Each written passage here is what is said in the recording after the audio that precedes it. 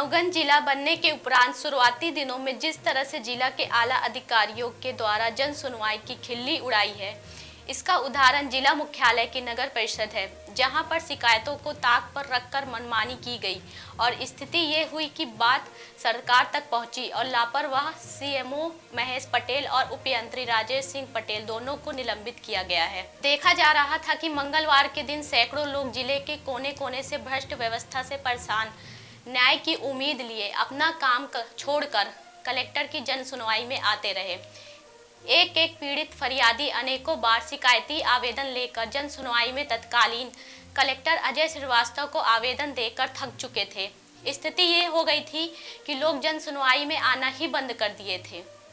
व्यवस्था में सुधार के लिए सख्त कलेक्टर, लेकिन नवागत कलेक्टर श्री संजय कुमार जैन के पदभार ग्रहण करते ही एक बार फिर लोगों को जन सुनवाई से उम्मीद जगी है और परिणाम भी सामने निकल कर आ रहे हैं। जिला कलेक्टर जन सुनवाई और मुख्यमंत्री की समस्या समाधान पोर्टल 181 को लेकर सख्त दिखाई दे रहे हैं। वहीं अब तक जन सुनवाई को खानापूर्ति तक सीमित करने वाले विभिन्न विभाग के जिम्मेदारों को भी जिला कलेक्टर द्वारा दो टूक शब्दों में समझाइए दी गई है कि जनता की समस्याओं को गंभीरता से लेकर समस्याओं का त्वरित निदान करें। लापरवाही का मतलब सीधा सस्पेंशन। आपको बता दें कि नवागत कलेक्टर श्री संजय कुमार जैन के दूसरी जन सुनवाई में कुल 30 आवेदन पहुंचे, जिनके निराकरण के लिए कलेक्टर के द्वारा प्रत्येक आवेदन पर समय सीमा भी डाली गई। साथ ही शिकायती आवेदन लेकर पहुंचे पीड़ित फरियादियों को जिला कलेक्टर द्वारा साफ तौर पर कहा गया है कि समस्या का समाधान न होने पर अगली जन सुनवाई में आकर सीधे हमें अवगत कराए। आइए सीधे जुड़ते हैं नवागत कलेक्टर के साथ। जिला में लापरवाही का कीर्तिमान स्थापित करने वाले विभागीय जिम्मेदारों को जन सुनवाई को लेकर क्या नसीहत दी गई है।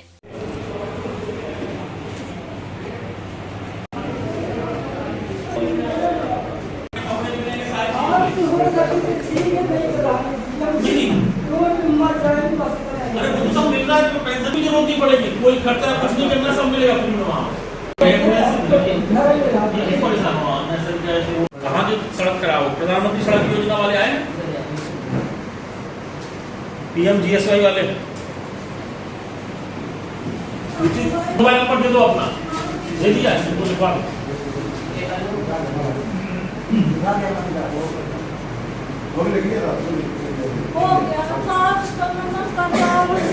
मेरा घर साल के अंदर खाली बन गया, घर में आ गई। अगर आपने बिना आपके देखिए हमारे पास प्रतिवेदन आ गया तो ये क्लियर कर दे कि आपकी बीवी होगी अगर ज्यादा प्रकरण हो गए और आपके विरुद्ध कार्रवाई होगी, क्योंकि मैं छोड़ूंगा नहीं। जो मेरे लेवल से ऊपर के जैसे कमिश्नर साहब को जिनको सस्पेंड करना है, मैं उनको प्रतिवेदन उसी में लिखूंगा। इनके द्वारा अटेंड ही नहीं किया गया। आप किसी के पास इतना काम नहीं है कि आप ये सब चीजें ना देख पाओ, किसी भी अधिकारी के पास। कलेक्टर से काम तो नहीं होगा जहां तक मैं जानता हूँ।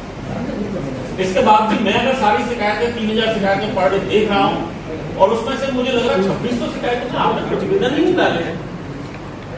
प्रतिवेदन भी डाल रहे हैं तो ऐसे प्रतिवेदन डाल रहे हैं कि मतलब जिसका कोई औचित्य ही नहीं है, मतलब आधारित प्रतिवेदन डाल रहे हैं। सिर्फ ऐसा लग रहा है कि ये खानापूर्ति कर रहे हैं। तो खानापूर्ति ना करें।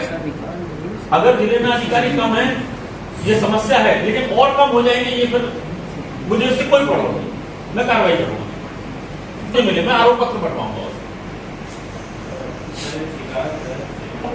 कि L1 अधिकारी जो भी है वो पूरा डिटेल प्रतिवेदन दर्ज करेगा। अगर बाय डिफॉल्ट उसने धोखे से उसका प्रतिवेदन में कोई कमी है और शिकायतकर्ता ने असंतुष्टि दिखा दी है तो L2 अधिकारी रिस्पॉन्सिबल, सारी चीजों के लिए रिस्पॉन्सिबल L2 है कि वो फिर बात करें, क्योंकि लाभ योजना का आपको देना है। अगर कलेक्टर को लाभ देना है तो कलेक्टर के लेवल की L1 कलेक्टर होगा। समझ रहे ना आपको? अगर आप L1 है इसका मतलब है कि पदावृत्त अधिकारी और आप सैंक्शनिंग अधिकारी आप ही हैं। किसी को इसमें कोई डाउट है? कोई भी ऐसी शिकायत है जिसमें आप L1 है और आपको पदावृत्त अधिकारी उसमें नहीं बनाया, ऐसा तो नहीं होगा ना कि आपको अधिकार नहीं और आप L1 है, ऐसा है क्या? तो फिर ये क्यों नहीं प्रतिवेदन दर्ज हो रहा? भाई कलेक्टर L1 नहीं है। अगर ग्राम पंचायत का BPL राशन कार्ड बनना है, लाडली लक्ष्मी का लाभ मिलना है या सामाजिक सुरक्षा पेंशन है या कोई किसी प्रकार की विवाह सहायता है तो L1 वो है। कलेक्टर तो अपील अथॉरिटी है उसमें, यह डिसिप्लिनरी अथॉरिटी है। तो फिर क्यों नहीं इसमें एप्लीकेशन दर्ज हो रहे हैं? सिर्फ आप अगर 3 घंटे अगर देंगे इसमें, भाई ये आपका सबसे महत्वपूर्ण काम है। आपका जिला लगातार 6 महीने से 55वीं रैंक पे, लगातार 6 महीने से एक भी महीने ऐसा नहीं हुआ कि आप 54वीं रैंक पे भी, क्योंकि 55 से नीचे जिले नहीं है ना। बाई डिफॉल्ट 60 हो जाते तो भी आप 60 पे होते। तो ऐसा ना करें। मैं 3-4 दिन से लगातार देख रहा हूँ, मैं लगातार लगा हूँ, मैं मैसेज भी डालता हूँ, लेकिन आप लोगों के अंदर इतना मैनर्स नहीं है कि आप उस मैसेज का रिप्लाई भी करें कि नहीं हम करेंगे। गिने चुने 3-4 अधिकारी जी सर कर देंगे। तो मैं ग्रुप में ना लिखने की बजाय मैं आज सार्वजनिक रूप से बोल रहा हूँ कि आप लोग अगर मैं कोई मैसेज करता हूँ तो कृपया पढ़े और रिप्लाई करें उसका। रिप्लाई नहीं करना वो दंडता माना जाएगा, बिल्कुल अनुशासनहीनता मानूंगा। कोई भी मैसेज कलेक्टर ने डाला है तो आपको उसका रिप्लाई करना है कि आपके यहाँ कितनी शिकायत है। मैं लिख रहा हूँ 3 घंटे में आपको शिकायतें डालनी तो डालनी है, और आपके पास कोई वैलिड रीजन है, आप या कहीं अस्वस्थ है या कोई प्रॉब्लम है तो आप बताइए मुझे कि मेरे पास है, इसलिए मैं नहीं कर पा रहा। लेकिन उस मैसेज को इग्नोर नहीं करेंगे कोई भी, बिल्कुल क्लियर कर, और ये आपके भले के लिए, क्योंकि मेरे लिए तो बहुत इजी हो गया आपकी किसी की भी डील करना, बहुत इजी है। किसी का भी मैं शिकायत उठाऊं और उसकी डील कर दूं या उसको सस्पेंड कर दूं, बहुत इजी है। भाई अभी आपके जिले में 5 लोगों के खिलाफ कार्रवाई हुई है कि नहीं हुई? वो सिर्फ इसलिए कि एक के पास आया, उसने दूसरे को फॉरवर्ड किया, दूसरे के पास आया, तीसरे को। पेयजल की सप्लाई नगर पंचायत में नहीं हो रही है, इसका जल संसाधन विभाग से क्या मतलब है? पाइपलाइन नगर पंचायत ने डाली है, इसका पीएचई से भी कोई लेना देना नहीं था, क्योंकि कंपनी उनकी दूसरी है। तो वो मुख्य नगर पालिका अधिकारी लिख रहे हैं अपनी कंपनी को, कंपनी वाला लिख रहा है कंपनी में भी 3 चैनल पर जा रहा है, पीएचई को पीएचई वाला लिख रहा है, जल संसाधन को जल संसाधन वाले ने देखा तो फिर उसने लिखा नगर पालिका को, नगर पालिका ने फिर वही प्रोसेस शुरू कर। क्या बचाऊंगा मैं इसमें, बताइए? और बाई डिफॉल्ट अगर उसमें मैं L3 होता तो मेरे खिलाफ भी कार्रवाई होती कि भाई कलेक्टर ने भी नहीं देखा। तो मैं तो अवेयर हूं भाई, मेरे खिलाफ कार्रवाई होगी, इसके पहले मुझे अधिकार आप लोगों के खिलाफ कार्रवाई करने के। और आपके पास लिमिटेड शिकायतें हैं भाई, मुश्किल से किसी एक डिपार्टमेंट एक पदाधिकारी के पास 50 से जाना है कैसे?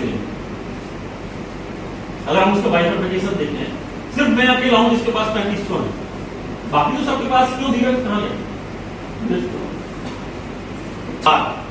लॉ एंड ऑर्डर के बाद तो आप एक विभाग के सिर्फ 50 शिकायतें नहीं दे सकते, तो ऐसा क्या हो गया भाई?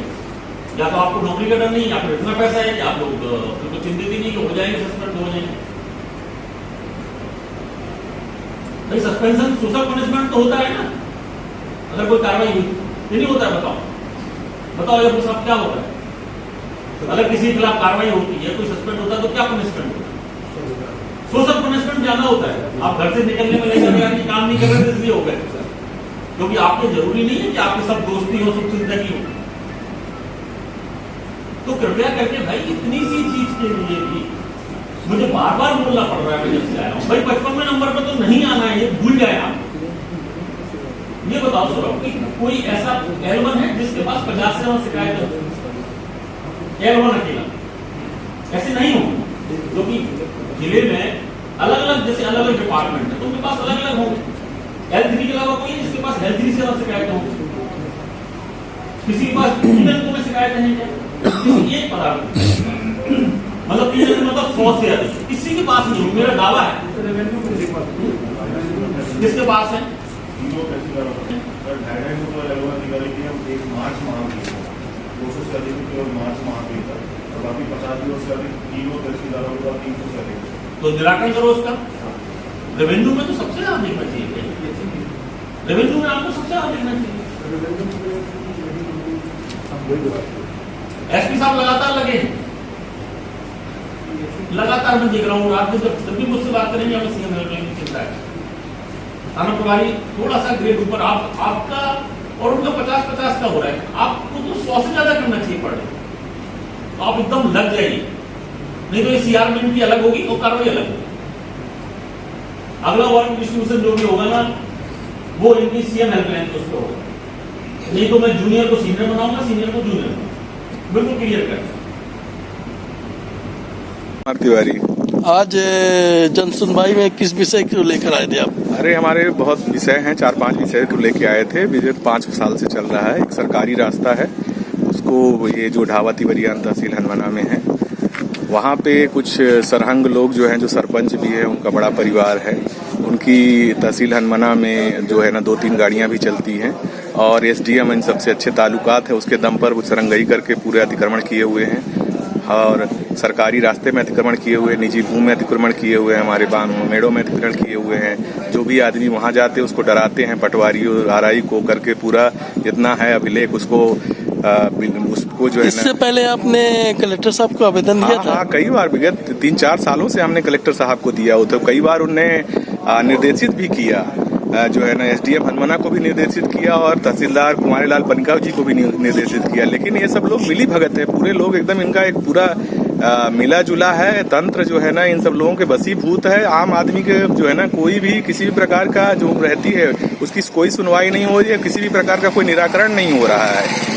और जबकि कई रीवा के कलेक्टर ने भी किया, माननीय मंत्री जी का भी रहा है यहाँ पे, कलेक्टर साहब ने भी कई बार कहा, सिर्फ जाते हैं और जांच के नाम पर कि हम जांच कर रहे हैं और एक प्रतिवेदन बना के सबमिट कर देते हैं और यहाँ पे तालियां बज जाती कि हो गया। जबकि वस्तु स्थिति में वैसे ही अतिक्रमण बना हुआ है और पूरा सरकारी भूमियों का पूरा एक तरह अतिक्रमण बचा हुआ है। कहीं कोई सुनवाई नहीं, ना तहसीलदार सुनते हैं, ना एसडीएम सुनते हैं, ना आरआई सुनते हैं, ना पटवारी सुनते हैं। पूरा जो भी रहता है सीमांकन के लिए भी दिया, उसमें भी पूरा क्या कर रहे हैं कि वो चीजें गलत जो है ना नाप गलत करते हैं, फील्ड बुक प्रतिवेदन गलत बनाते हैं और बार बार करने के बाद फिर वही आते हैं। पूरा जो लोग हैं जो अतिक्रमण कर रहे हैं, चाहे वो निजी भूमि का कर रहे हैं, चाहे सरकारी भूमि का कर रहे हैं, वो गाड़ियों का यूज कर रहे हैं, किसी भी प्रकार का कहीं कोई सुनवाई नहीं है और कोई कार्रवाई हो ही नहीं रही है। अभी कलेक्टर साहब ने क्या बोला? अभी एक जो प्रकरण हुआ है, जो उस संबंध में हमारी एक निजी भूमि थी जिसमें राहीन मुर्तहिन के रूप में, राहीन मतलब भूस्वामी थे, उसको कुछ लोग वही सरपंच ढाबा तिवरियान विनय तिवारी उसके परिवार के लोगों ने क्या किया, हमारी भूमि थी उसको परिवर्तित कर दिया बिना राहीन के किसी भी प्रकार के वो दिए हुए सहमति के बिना। उसको जो है ना 29 तारीख को, क्योंकि छुट्टियां थी 3 दिन, उसमें क्या किया उन्होंने 3 बजे से काम लगाए और बाड़ी बल के साथ जो है ना पूरा लट्ठी डंडे और औजारों के साथ जो है ना पूरा 3 से 4 घंटे के अंदर इतने जेसीबी लगा करके पूरा किसी की निजी भूमि में सड़क बना दी है। और वहां जब लोग रोकने गए तो उसके बाद उन्होंने कहा कि हम तुम जान से मार देंगे। इसके बाद हमने कलेक्टर महोदय को बताया, रात को 10 बजे बताया। संगीनता से लेते हुए कलेक्टर महोदय ने त्वरित जो है ना पुलिस बल को और एससी साहब को बोलो, तहसीलदार हनमना को जाइए वहां पे, लेकिन वो रात में आए नहीं। और हम लोगों को डर लग रहा था कि रात में हम लोगों की कहीं किसी भी प्रकार की अनहोनी न हो जाए, लेकिन सुबह फिर से हमने बात हुई और वहां पे भेजा गए। लेकिन स्थिति ये है कि एक बार मार्ग बन गया है, उसको हटाएगा कौन?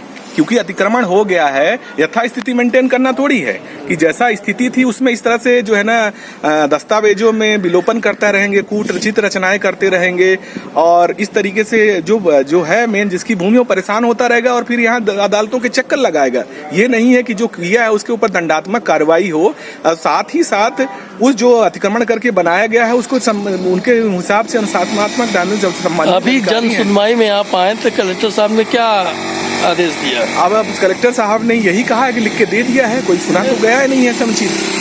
समुचित कोई सुनवाई तो नहीं हुई, अधिकारी लोग थे उनको निर्देशित भी नहीं किया, उसमें कुछ उन्होंने मार्क किया हुआ क्या होता है, जैसे पूर्व के बाद जो 5 सालों से हो रहा था वैसे ही है।